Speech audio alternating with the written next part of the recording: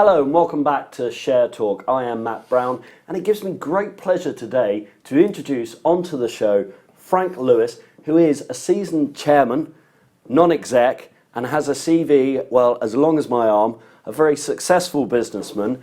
How are you today, Frank? I'm well, thank you, and thank you for inviting me. Absolute pleasure. Well, that was a brief introduction. I think you could probably give viewers a better overview of your career, who you are, and what you've done over the past, 25 years, Yes, would it be? yes. Thank you. I've been around for over 25 years as a FD, CEO, chairman, and non-exec director. I'm originally from South Africa. I'm a qualified accountant, never practiced, and I've run businesses all over the world as mainly as a chairman, NED. I've been in South Africa, I've been in UK, I've been in China and the Middle East.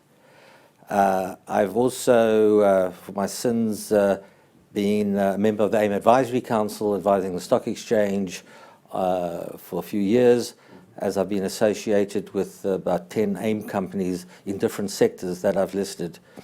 In South Africa, before I came over, I helped to co-found, which is a big success, the largest retail computer chain in Africa at that time, similar to Amstrad, which we took from 0 to 30 stores in 2-3 years and listed on Johannesburg Stock Exchange, and then we sold out at the right time.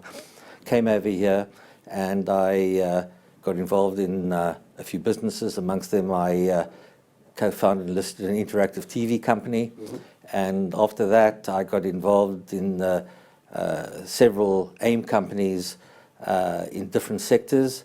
I've been involved in for example, 2 mining companies, one in Tasmania and one in Namibia, which I've listed as a non-exec director. I was the chairman of 2 companies in China, one a mobile phone company that assembled phones and distributed them. Another one was a ceramics company that exported wall tiles and floor tiles. And I've also been involved in other tech companies and engineering companies, which I've grown or turned around for stakeholders. My major expertise is the fact that I've run businesses as FD, chairman. I've got very good operational skills. I've also, therefore, as I've listed companies, I've got very good corporate governance skills, and I'm asked to talk at various dues. A few months ago, for example, I spoke at the stock exchange to companies that were looking to list on corporate governance and putting boards together. And I've got good financial and communication skills and how to deal with stakeholders. And putting all those together, in my view, if I may say so, gives me my USP in order to go forward. I've also recently got involved in private companies because I think there's a big market there that want to scale up and grow, and I help them scale up the business, enhance their value by and should give them an exit down the line, be it to a trade sale or an IPO, in order to at a maximum value for the shareholders and members.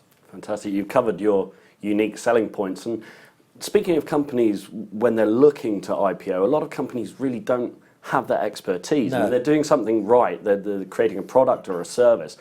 So your USP, you bring to the table your experience to really get them over the line if they're looking at IPO or a trade sale. Is that correct? Absolutely right. The problem is with most companies that want to IPO, especially on the AIM market, they're entrepreneurs, and really they don't know what's hit them. And the fundamental issue, from my experience, is that they, at the end of the day, spending so much time with the listing process that the business suffers because they've normally got small management teams.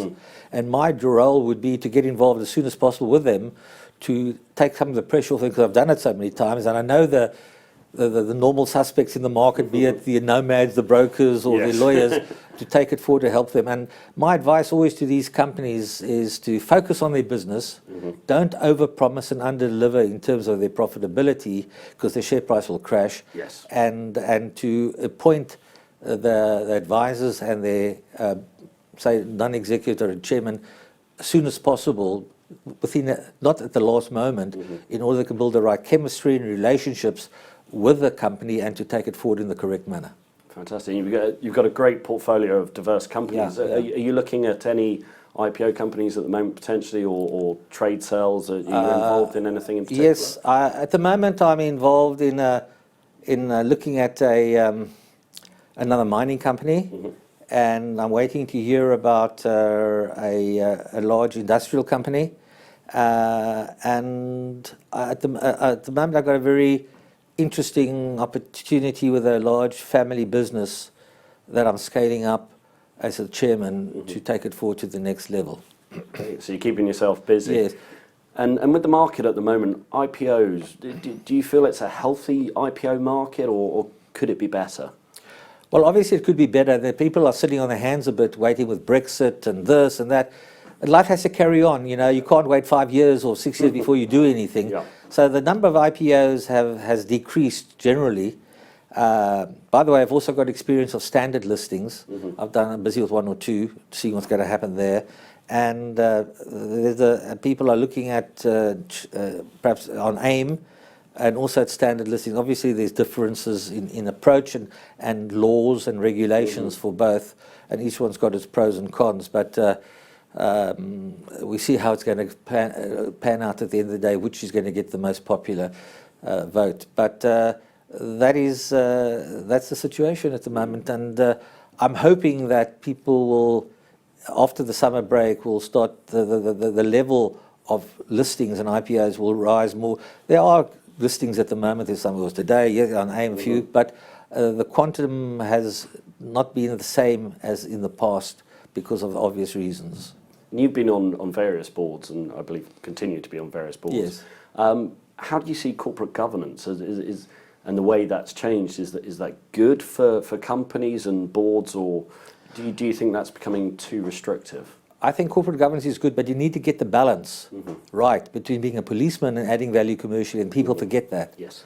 But if you haven't got good corporate governance, I mean, what is the corporate governance is basically managing the risk for companies between ensuring the company is got all the controls and procedures and in looking after the benefits of stakeholders. That's in essence the definition of corporate governance. I can go into a broader definition, but that is what is needed, and I think it's very important. And what's happening also, that bigger private companies, I think, are looking at corporate governance as well, to satisfy themselves that the company's controls and procedures are in place for down the line. And I think corporate governance is becoming a major part of business. There's another issue close to corporate governance which people are starting to look at now, is corporate culture. And the FRC came out with a report last year to state that companies, especially listed companies, need to review their corporate culture, and it's up to and they specifically say that it's up to the CEO, obviously the chairman, to ensure that the CEO is ensuring that the corporate culture is permeating its way through the company, to its employees, to its all stakeholders. And companies might soon have to report on it in its audited accounts, how they've dealt with corporate culture and what the benefits, try to get some type of scorecard as to what the benefits of corporate culture is. And that's very important. I think it's a good thing because we need to ensure that companies are being run in the correct manner. We've seen it's quite prominent recently with Uber and their corporate governance. Absolutely. And that's obviously hit the headlines, so it's important to look at the culture and maybe have a scorecard. That's very important. The other issue, obviously, with corporate governance is to do with risk. And now we're having all these issues with cybersecurity and all these issues which is impacting on companies, and it's getting worse. And that's part of corporate governance and procedures and controls to ensure we have the right people in companies, in terms of to ensure that the company, as much as possible. It's very difficult to control it 100% because everybody's getting clever. Yes. You sort out an issue and somebody's got another way of impacting, getting into your systems. So you need to have proper firewalls, you need to have proper procedures and etc. And at board level, it's very important to have people who understands risk and cybersecurity to ensure that it's looked at and recognized on an ongoing basis. Fantastic. And you've already mentioned a few things in the pipeline, but what next for Frank Lewis? I love working with people. I love to see that companies are growing, and I'd like to get more involved in companies, be it public or private, that's going forward, and that the business people who run it appreciate what value I could add to the business. Because sometimes you get entrepreneurs who think you're there because you have to be there, especially if it's a listed company. But I like working with people who appreciate it and feel part of the team. Fundamentally, the role of a non-exec director or chairman is to ensure that the business, I've coined this phrase, ensure the business is well run, but not to run the business. And if it's a chairman role, is to ensure that you're working well and have an open and transparent relationship with the CEO. Because if that's not there, then that's not going to happen. Okay, so lots to think about and look at for certainly new companies, Yeah. CEOs, IPOs, etc. It's very important that they fully understand a brief and understand the ramifications of the listing, and that the way that they, if I could use the term, have to address themselves in order to go forward in the correct way and have proper corporate governance, Yes. Get the credibility with institutional shareholders and the general shareholders and fund managers that price can go up and build their relationships, etc. And fundamentally, as I say again, don't over promise and under deliver. Brilliant. Oh, on that note, very, very insightful. I think our viewers will really appreciate that, and any CEOs or board members out there, really take note, because you obviously know your stuff. Frank Lewis, thank you so much for coming on to Share Talk today. Thank you for having me.